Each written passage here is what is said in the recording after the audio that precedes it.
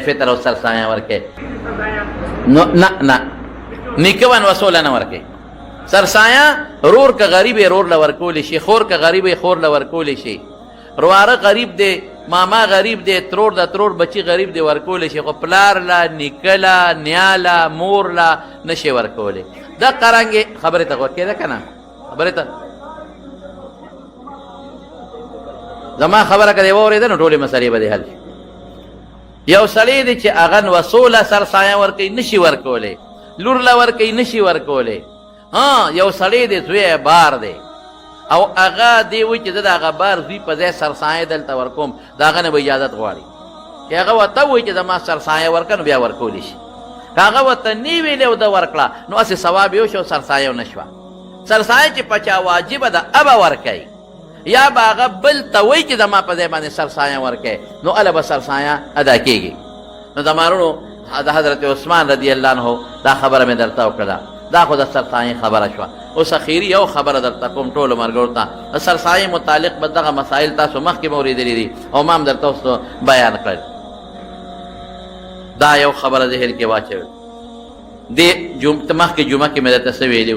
ما وی په د مسجد نبوي په منبر حضرت جبریل علیه السلام خیره کړې ده امین په حضور پاک ویلې دی یاده مو ده او سی ویلي دي چې په رمضان میاشت په چا راله او د هغسې عبادتونه که چې ځان په خدای وبخي نو خدای دې خدای هلاک رغیمان فرجل معنا خدای دې هلاک د دې خیرو لاندې را نه شي مونږ خو هغسې عبادت نه دی کړی څوک به وایي چې ما هغسې کړی نه دی کړی ما نه دی کړی تا نه دی کړی بل نه دی کړی مونږ هغسې عبادت کوم ځای کولی شو نو مونږ به یو کار کوو د اخر وخت کې الله ته به توبه وباسو معافي به وغواړو الله مونږ بې کسه یو الله مونږ بې څوکه یو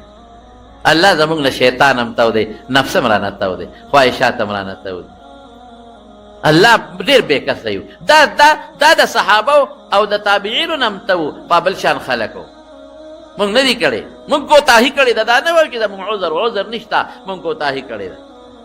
الله مونږ کوتاهي کړې ده پکار دا و چې مونږ په دې کې پوره عبادت کړی وي پکار دا دی چې مونږ په 3 ورځو کې په 2 ورځو کې یو د قرآن شریف ختم کړی وي پکار دا و چې مونږه نفلونه کړی وي پکار دا و چې مونږه غیبت نه وی کړی پکار دا و چې مونږ دروغ نه وی ویلې پکار دا و چې مونږ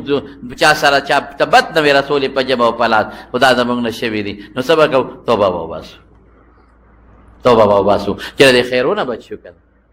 جړا سره به الله ته توبه وباسو دا به وایو یا الله زمونږ تا ته توبه ده نو په توبه باندې رب العالمین ډېر زیات خوشحالېږي په توبه باندې الله ډېر زیات خوشحالېږي لږ نه ډېر زیات پې خوشحالېږي